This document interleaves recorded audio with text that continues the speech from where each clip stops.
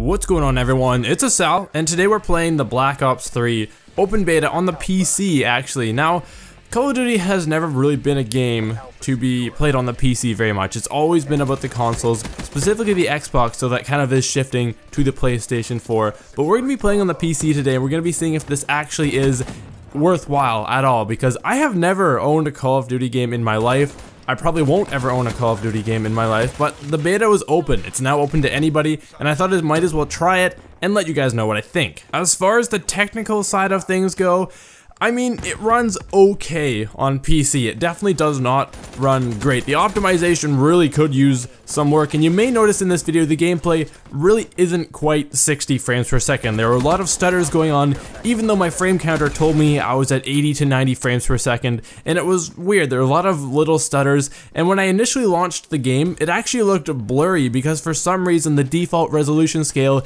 is below 100%, and the game, it looked like I was playing in 720p for some reason, even though I was in 1920 by 1080, and that was a little frustrating to get that all sorted out. Now, aside from the actual technical side of things, I wasn't impressed by the technical side of things, as you may have guessed. The actual mechanics of the game, again, they feel okay, but really it's nothing exceptional. The gunplay is good, but that's to be expected. The gunplay certainly has not changed from previous Call of Duty titles, and that's really what I expected. The gunplay is good, but of course it's good because they've been using the same model for, you know, however many years, quite a long time. The movement is very fast. There's lots of verticality worked into the maps, which is good, so that's kind of interesting and unique. But again, the previous Call of Duty games have been very similar to that. Now, the time to kill in Black Ops 3 is pretty quick. So you kill lots, you die lots, you rinse and repeat, you can respawn instantly, and it's just kind of like, you know, you don't really think about it much, you just kind of go and kill, you know, typical Call of Duty.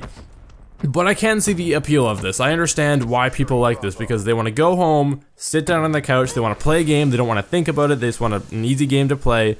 And it's fun. When you do get on a roll, you know, it's really fun, especially if you're just getting crazy kills, you get the kill streaks. Mind you, the Hellstorm missile, I think, is very strong. I think it's a little bit on the too strong side of things, but whatever. That's another story entirely. So the mechanics are good. I understand why people like the game. It's very fun to play and just get into and just do extremely well, but at the same time, this really isn't anything new. I'm just talking about this game specifically, but we've had all of this before in previous Call of Duty titles. While the movement itself is fast, it does feel clunky. The wall running and the boosting, I don't really like. It just feels slow and sludgy. I feel like it's a slower, less intuitive version of the movement system in Titanfall. When I was playing this game, I felt like I should be able to wall run and jump like I could in Titanfall. It was very intuitive, you didn't have to think about it much, but it just felt kind of slow, and like my soldier had really heavy boots on or had a lot of cramps after eating lunch or something like that, and I wasn't really a fan, and I feel like the movement definitely could use some refining before the final launch of the game, but I really doubt that will happen. One thing I did actually really like about Black Ops 3, the beta here,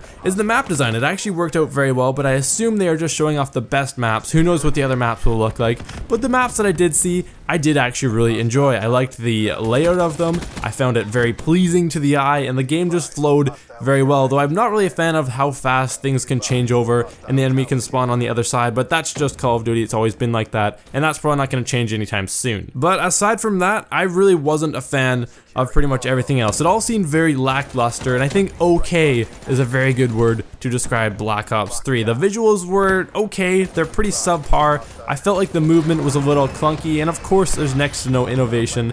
I mean, I've never owned a Call of Duty game. The last one that I would play to any extent was Modern Warfare 2. I'd go over to friends' houses and play that.